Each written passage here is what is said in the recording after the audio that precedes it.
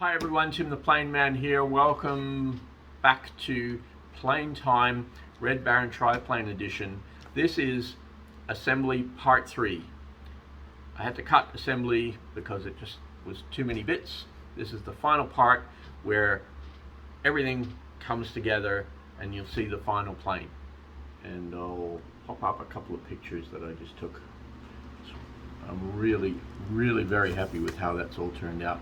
Looks great. Okay, so here it is. This is the finished plane. This is the Dancing Wings Hobby Fokker DR1 Tim the Plane Man Special Edition with FPV camera,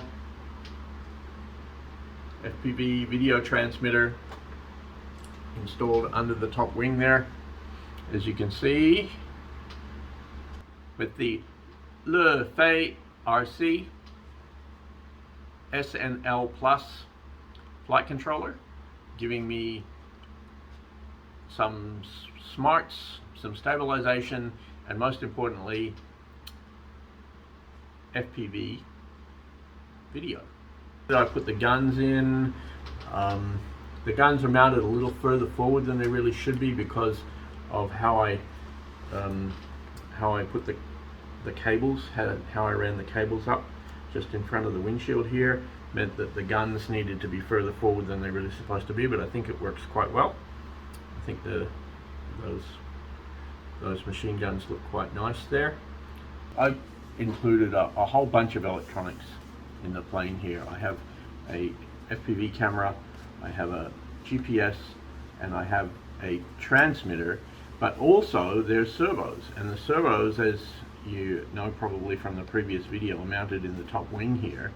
Well, the wires from the servos, they come out here just beside the cabane struts, and there's nothing in the kit to give you a way to get them down nicely into the fuselage here, which is where the flight controller or receiver, if you're going to just use a receiver, would go.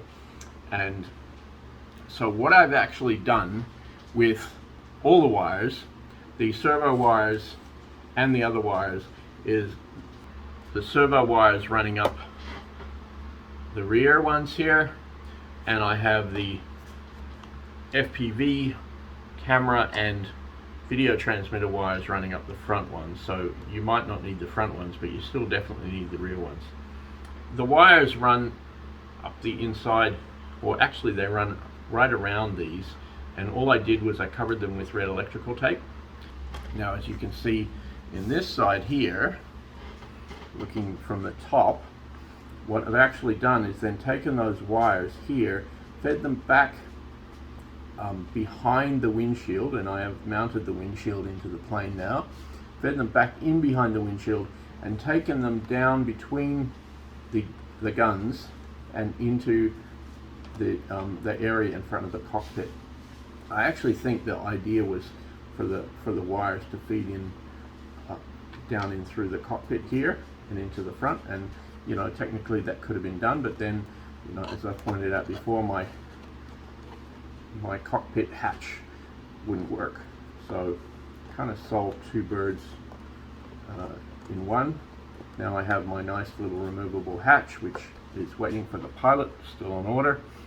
The landing gear, just wanted to point out what I've done with the landing gear, and hopefully you can't see it, but what I've actually got here is I have a little string that goes down here and actually keeps that that fourth wing kind of aligned, in alignment, so that it's pretty much in parallel with the other wings, because of the spring loading that I put in with that. They're actually spring loaded, and it's flexible and got a little bit of give, for obviously for landing purposes, so that will actually give a little bit. And that piece of, it's actually just a piece of thread with some CA glue on it that is, you know, I cut it basically to the right length and just pinned there to keep that at the right level, but you can see that it's actually flexible. So it will be correct in flight, but it's flexible in case the suspension needs to give. I probably might mention again the hatch for the pilot, and I do have a pilot on the way, but it's not here yet. So, but I put a hatch in for the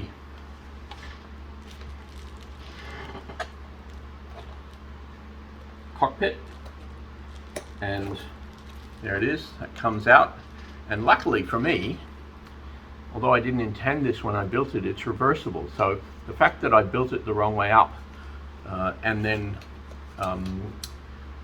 Cliff Harvey highlighted the fact that it was backwards because he accidentally made his backwards. Well, with a little bit of trimming, I managed to get it so that the hatch now fits in the right way around, and so I rectified my mistake by adding, right now that hatch fits in the right way around. A little hint for building: install the undercarriage before you put the cowling on. I had no end of problems getting that undercarriage on after, because I thought, oh yeah, it'd be much easier if I put the cowling on, so I get everything sorted out. Well, actually, just getting that undercarriage on with the, you know, as you can see here, the wire that goes in here with the little clips that gets screwed in, and then there's another, and the tricky part is these clips actually clip into the front of the plane here, and you can't get them into the clip holes that you need to put them into if you put the cowling on first. So, okay, a word to the wise, I guess. You guys probably won't make the same mistake I did, but put the undercarriage on. Actually, when you, I would say wings, undercarriage, then do the cowling, and as pretty much the last thing that you do. And oh boy, that cowling is awkward. So the other thing about the cowling that you may have noticed is that the kind of demo motor barely sticks out from underneath the cowling here. Really, that slot in the cowling, you know, should be a lot higher, really. And if you look at the scale drawings, it really cuts out much higher. So what I have done here is, all I have done is just used it out of the box. That cut out at the bottom of the cowling there is just what you get. That's the out of the box Dancing Wings hobby kit piece. It's just plastic, so it's actually probably going to be fairly simple just to cut out a little bit more, and I may well do that before I'm done. But for now, it's, you know, as is. Another little hint about the cowling that I wondered about is there's a little dimple in the cowling here, which, you know, you might assume, and I kind of assumed would be where the hole goes through for the motor, but it's not. And I fitted the cowling carefully and figured out where the hole needed to go for the motor shaft to stick out of the cowling, and it's probably about 20 millimeters below that little dimple. I've just ignored that little dimple that is on the front. It probably is just from the injection molding. I don't think it's got anything to do with trying to figure out how to make it work. So, you know, figure out where your hole needs to go for your motor and your electrical shaft, and mark it, and then cut it out. And it doesn't have to be very big. You know, the actual shaft fits quite nicely, and really what matters most around this is juggling the fit of the cowling onto the front of the plane, when so that, well, A, it doesn't bind at all, so it's completely free flowing, and B, it lines up so that the propeller will rotate freely as well. And this propeller is a wooden propeller. It's actually, I think, a 9x4, although it does say 8x4 on it. It's not. And I've just got it on right now because this wooden propeller looks absolutely gorgeous on the plane. But the black ABS propeller that comes with the plane, I have balanced it, and it will be what I put on and what I fly this plane with very soon. All right. Now, you may have noticed that I didn't use the pan and tilt. As I showed in an earlier video, I built a pan and tilt. Well, I got the bits from AliExpress, I think, plastic pan and tilt mechanism, and fitted some 2 servos in and got it all working and got the camera set up, and then I weighed it, and it's 50 grams, and 50 grams, that's way back from the center of gravity of the plane. Now, after I do what I'm going to do next, which will include weighing the plane and calculating and setting up the center of gravity, I guess I might consider putting that in. But what I have done right now is I've actually mounted the camera, as you can see, under the wing, and that camera that is mounted there is pretty much at the center of gravity. It's just above, which the center of gravity is the leading edge, should be, according to the kit, the leading edge of the bottom wing. So I just didn't feel comfortable putting a whole pan and tilt mechanism, 2 servos, and the camera, I don't know, 100 millimeters behind the center of gravity, with a plane that is notoriously problematic if it's tail heavy. So the camera is mounted under the top wing.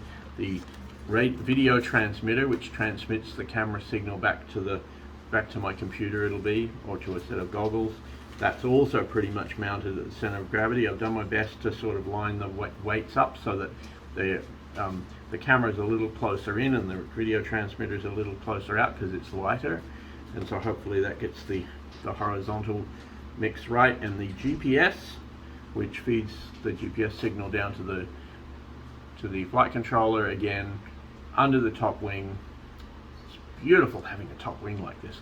Like it actually is an awesome location for mounting this kind of stuff. Like, that camera is out of the field, mostly out of the field from the propeller, so you're not just going to get a view of the propeller, which is what you get if you mount the camera right behind. The GPS gets a solid signal from the sky because it's not going to be blocked by a little bit of silk span or some balsa. So that's a great location for the GPS there, and all lined up just on or slightly in front of the center of gravity. So pretty happy about that. And what have I got left? So after you build a plane, you shouldn't be left with anything, right? The kit should be done. That should be everything used. Now I do have my stickers. Still plan to do something with the stickers. I have my pan and tilt, which technically didn't come with the kit, and I'm not planning to use that.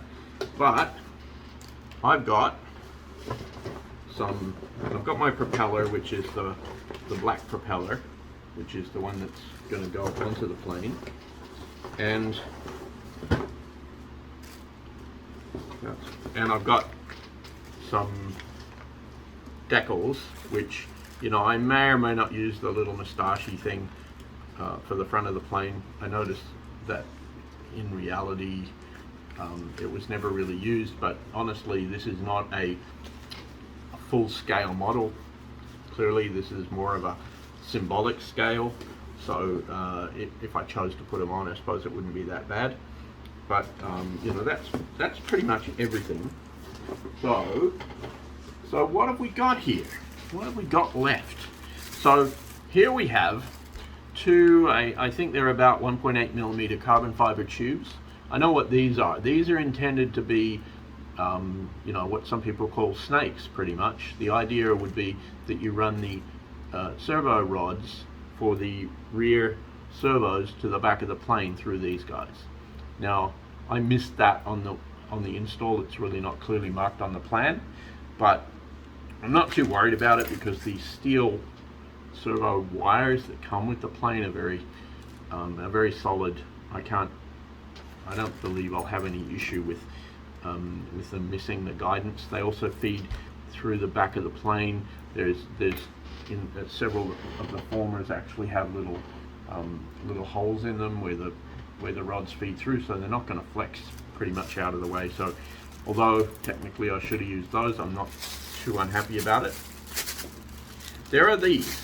Now these guys are two slightly different sized carbon fiber rods, though I think they're both 1mm. I honestly have no idea what they're for. As far as I know, I put all the carbon fiber in that I was supposed to put into the plane, so who knows. Now, apart from that, you know, I've used all the pieces of ABS/plastic for the formers and things like that. If you can see this, you've got the clips that clip the landing gear on, and then there's a clip here at the front which you unclip to pop the hatch off. It's very awkward how it works, but I think it's actually so awkward that it makes it quite secure. It's not going to come off when you don't want it to. It's going to be a little awkward to get it off when you do want to get it off. I have a whole bunch of screws which I have no idea what they're for. So here's a bunch of blackwood screws and I think 2mm machine screws. No idea what they're for. Another batch of wood screws. I think they just gave you extras. These get used all over the place. They got used on the hatch that I just showed you. There's screws for attaching the cowling on, and so they're very useful and kind of nice to have a couple of extras. I think that's all that is. There's these bushes, which I guess I have extras because I've already used 4 to mount the wheels. One on the inside of each wheel and one on the outside. So the inside's quite important because otherwise the wheels will rub up against the this kind of third wing, fourth wing down here. But you know, that's all of that is. And then lastly, I guess, oh, there's this white plastic round circle-y thingy. I have no idea what that's for. I haven't been able to figure that one out. And then some more. These are bolts and nuts. So instead of bolts and nuts, I'm assuming that I'm supposed to have bolted something somewhere. I don't actually know what that is for. So any hints and suggestions, please put them in the comments. I'll be happy to know if you've got any ideas about what I missed. But oh, and one tiny little bit of 1mm carbon fiber rod, that long, and again I have no idea what that's for. So but on the other hand, that's not bad. There's the plane. She's done. It looks absolutely gorgeous. I'll pop up some pictures so you can have a look.